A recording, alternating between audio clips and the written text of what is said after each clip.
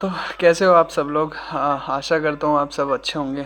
और मैं आपको आज कुछ अपनी बैड एक्सपीरियंस शेयर करने जा रहा हूँ जो कि मैंने पिछले अपने ट्रैवल में और ड्यूरिंग द ट्रैवल अभी जो मैं बहुत ज़्यादा सहन किया है और बर्दाश्त करने की जो लिमिट होती है वो कर सकते हैं जब हम सही होते हैं। और सही वो स्टोरी क्या है, वो मेरे ट्रैवल से रिलेटेड है कि मैं पिछले 28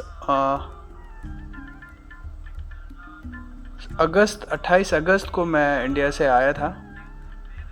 और मैं पहले 28 अगस्त को चार्टर प्लेन से मिन्स्क आया था, जो मिन्स्क यूरोप की छोटी सी कंट्री है। मिन्स्क रशिया के बॉर्डर और पोलैंड के बॉर्डर में लगती है। बेलारूस बहुत अच्छा है, बहुत खूबसूरत है। और यूरोप की सारी कंट्री बहुत खूबसूरत है, वो तो कोई नो डाउट ही नहीं है उसमें। बट तो मैं पहला बेलारूस आया था। बेलारूस डायरेक्ट फ़्लाइट थी इंडिया से, तो उस फ्लाइट को पकड़ के मैं बेलारूस आया। यहाँ का वीज़ा मेरे पास पहले से था, मैंने अप्लाई करके मार्च में ही अप्लाई किया हुआ था। एक्चुअली मेरा मार्च 15 को वीज़ा लग गया था और 22 को मैंने निकलना था। बट मैं 22 को ही आई थिंक लॉकडाउन हुआ था, तो लॉकडाउन के दौरान फिर मैं निकल नहीं पाया। तो मुझे अब मौका मिला तो मैं अब निकल गया था वहाँ से। उसके बाद बहुत सारे लगभग 1 महीना मैंने यहाँ पे स्पेंड किया। काफ़ी अच्छा टाइम यहाँ पे यूरोप में। बहुत सारे वीडियोस मैंने बनाए हुए हैं, उसको मैं अभी एडिट करूँगा तो आपको डालूँगा वो सब चीज़ें। एनीवेज उसके बाद मैं आपसे जो आज मेन इम्पोर्टेंट शेयर करना चाहता हूँ वो ये है कि मेरा मिन्स्क के बाद प्लान था कि मैं बेलग्रेड सर्बिया जाऊँगा। सर्बिया में गया, यहाँ से मैंने अपनी फ़्लाइट बुक की हुई थी सर्बिया की। तो सर्बिया एयरपोर्ट पे कुछ खास एक्सपीरियंस रहा नहीं। और वो ये था कि बहुत सारी इस वीडियो को बनाने का, दोस्तों मैं बता दूं आपको पहले ही, मेरा ये सिर्फ अवेयर करना है उन लोगों को जो जेन्युइनली टूरिस्ट हो, जो जेन्युइनली टूरिज़्म के लिए आ रहे हैं। और कुछ खास बंदे जो प्रमोट कर रहे हैं बेलग्रेड और सर्बिया, वो गए हुए भी हैं। वो माउंटेन ट्रैकर हो या शुभम भाई हो और वरुण वागिश भाई भी प्रमोट कर रहे हैं। उनसे काफ़ी अच्छा लगता है, मैं भी फॉलो करता हूँ उनको। और मैं तो उनको मतलब काफ़ी टाइम से फॉलो कर रहा हूँ। और जब वो स्पीति में कभी घूम रहे होते तो मैं मनाली में उनको कभी देखा था।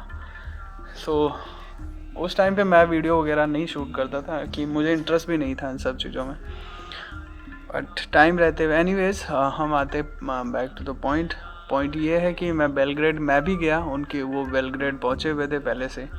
तो बेलग्रेड एयरपोर्ट का जो एक्सपीरियंस है वो मेरा बहुत डिफरेंट है। और मतलब वर्स्ट एक्सपीरियंस है मेरी लाइफ का, जो मैं आपसे बताना चाहता हूँ वो यही है कि सबसे पहले मुझे उन्होंने डिपोर्ट कर दिया था वहाँ से। और डिपोर्ट क्यों किया उसका कोई रीज़न उनके पास था नहीं। और बहुत सारी बातें करने के बाद रीज़न वहाँ के जो ऑफिसर थे उन्होंने मुझे ये दिया कि we are finding any reason to refuse you.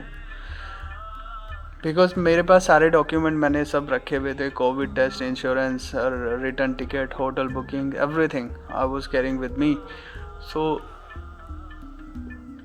सारे डॉक्यूमेंट रखने के बाद भी उनको पता नहीं ऐसा क्यों लगा कि क्या उनके मन में आया, मुझे समझ नहीं आया। और मोस्टली पीपल वहाँ रशियन ही बोलते हैं शायद, और अपनी सर्बियन भाषा में वो बात कर रहे थे वहाँ पे। तो जैसे ही मैं काउंटर पे गया तो उन्होंने मुझे बिठाया, उधर बैठ जाओ जाके। मैं बैठ गया वहाँ पे। उन्होंने बहुत सारे क्वेश्चन आंसर किए, जैसे कि क्या करने आए हो, कहाँ रहना है, क्या है, कहाँ पे हॉस्टल बुकिंग है, मिन्स्क में क्या कर रहे थे आप, और ये सारी चीज़ें की उन्होंने। बट अगर बात करी जाए तो ट्रैवल हिस्ट्री की, मेरी ट्रैवल हिस्ट्री, मेरे पासपोर्ट में कुछ बिज़नेस वीज़ा भी लगे हुए हैं पहले से।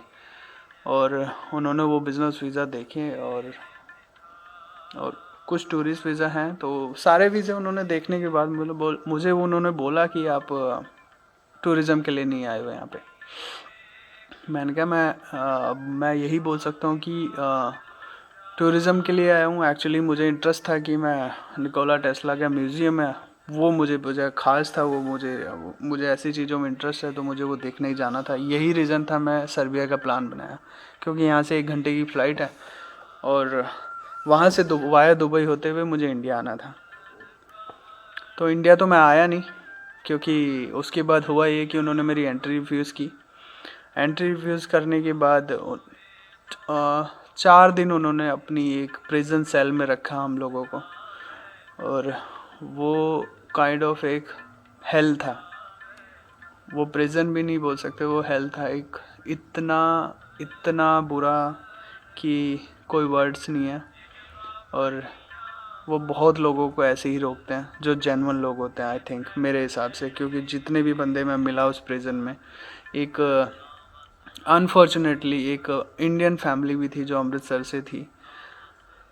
दिल्ली पासपोर्ट और देहरादून पासपोर्ट थे उन भैया और दीदी के।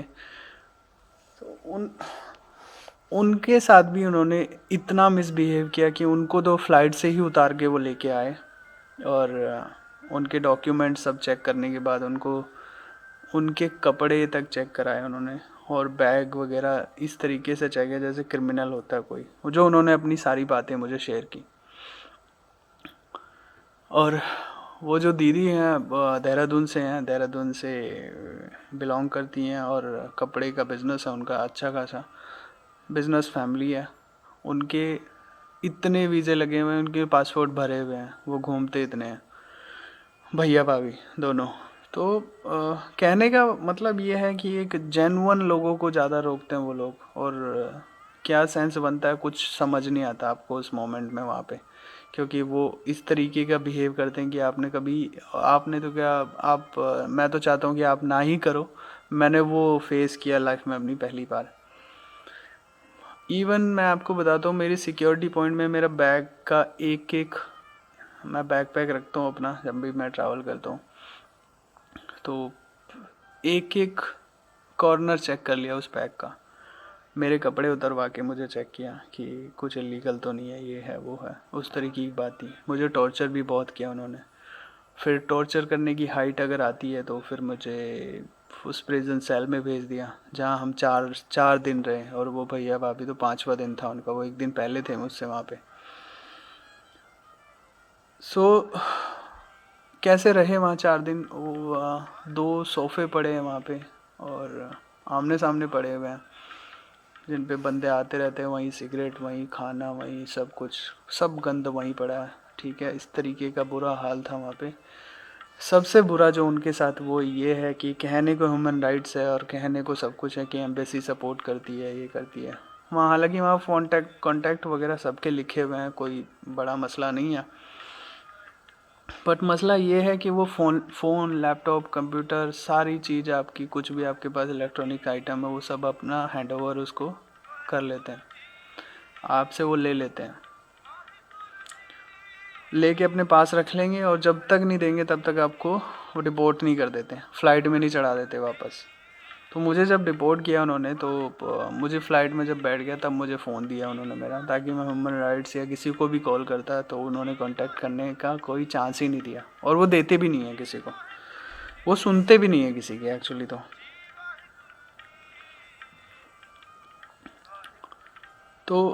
दोस्तों, मैं सिर्फ ये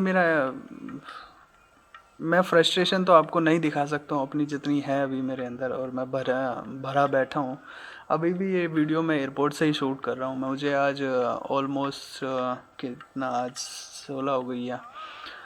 सो 18वां दिन है मुझे आज। फिर उन्होंने मुझे 4 दिन बाद, मतलब 2 तारीख को मुझे वापस डिपोर्ट किया। अब मिन्स एयरपोर्ट में मैं वापस आया तो मेरे पास यहाँ वीज़ा था। तो इन्होंने बोला कि मुझे, आप एंट्री लेना चाहो तो आप किसी इंडिविजुअल गारंटी ले आओ, क्योंकि आप डिपोर्ट हुए वहाँ से, तो एक प्रोटोकॉल फॉलो करना पड़ेगा, आपको इंडिविजुअल गारंटी की ज़रूरत पड़ेगी, आप एंट्री वापस ले लो। क्योंकि मेरे पास यहाँ का बिज़नेस वीज़ा भी था पहले, पिछले साल का। अब इंडिविजुअल गारंटी के लिए यहाँ पे प्रोटेस्ट वगैरह चल रहे हैं, तो उसके लिए प्रॉब्लम हुई। 1 हफ़्ता ट्राई भी किया हमने, बट वो नहीं हो पाया पॉसिबल। तो अभी मैं एयरपोर्ट में ही रह रहा हूँ। आज 18वां दिन है, और इंडिया की कोई फ़्लाइट है नहीं है कहीं से भी। वाया दुबई होके जाना है तो आपको कोविड टेस्ट चाहिए, और मेरा कोविड टेस्ट जो था वो एक्सपायर हो गया है। तो यहाँ पे एयरपोर्ट में कोविड टेस्ट की फैसिलिटी है जो वो पॉसिबल नहीं हो पा रही है, क्योंकि मेरा बैड लक इतना है कि सिटी में प्रोटेस्ट चल रहे हैं और प्रोटेस्ट की वजह से मेडिकल फैसिलिटी इफ़ेक्ट हो गई है इनकी। सो वो भी पॉसिबल नहीं हो पा रहा है। और मैं अकेला बंदा नहीं हूँ, यहाँ पे 3-4 लोग हैं जो इसी प्रॉब्लम की वजह से लॉन्ग स्टे है। सेकंड रीज़न, इंडिया की कोई फ़्लाइट ना होने के कारण भी मैं स्टक हूँ यहाँ पे, और जो पहले से टिकटें हो रखी थी वो सब वेस्ट हो गई हैं क्योंकि वो नो शो में पहुँच गई हैं, और या इन्होंने अपडेट किया होगा, जो भी है मुझे पता नहीं है उसका भी, क्योंकि मेरी बेलग्रेड से रिटर्न टिकट थी इंडिया की वाया दुबई। सो वो 8 तारीख की थी, 8 अक्टूबर। तो वो भी वेस्ट होने के बाद वापस से मैं अभी मिन्स एयरपोर्ट में हूँ। और लाइफ इन एयरपोर्ट एक मूवी देखी थी मैंने, टॉम हैंक की, कभी बहुत टाइम हो गया, करीब 2 साल हो गए मैंने वो देखी थी। तो आज मुझे कुछ चीज़ें ऐसी लगी कि मुझे शायद शेयर करनी चाहिए आप लोगों के साथ। बात आती है कि टूरिज़्म की। सर्बिया आप जाओ, मैं नहीं कहूँगा कि आप मत जाओ, मेरा बुरा एक्सपीरियंस रहा तो आपका भी रहेगा, ऐसा नहीं है।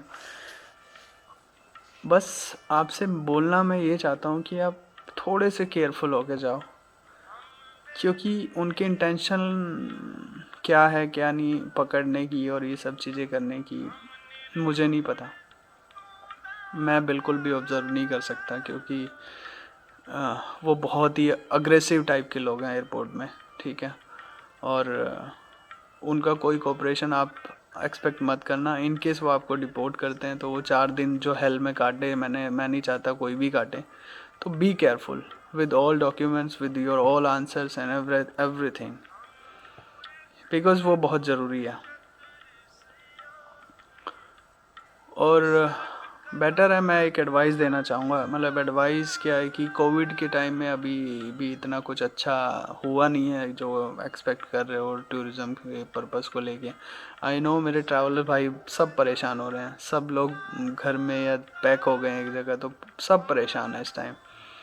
बट थोड़ा सा टाइम और शायद हम अवॉइड कर सकते हैं, क्योंकि ये प्रॉब्लम्स अभी ख़त्म नहीं हुई है, हर जगह प्रॉब्लम है। और बस यही सब चीज़ें हैं। अभी एयरपोर्ट का मेरा आज 18वां दिन है, बाकी देखते हैं इंडिया की फ़्लाइट कब होती है तो मैं इंडिया आऊँगा वापस, और उसके बाद फिर इंडिया में जर्नी स्टार्ट करेंगे घूमने फिरने की और सारी चीज़ें की। अब आशा करता हूँ आप सब लोग अच्छे होंगे और अच्छे रहें, यही विश करता हूँ गॉड से। Thank you so much. कुछ नया होगा तो मैं आपसे फिर से शेयर करूँगा, और मिन्स्क एयरपोर्ट की सारी बातें मैं अगली वीडियो में आपसे बातें करूँगा। बाय।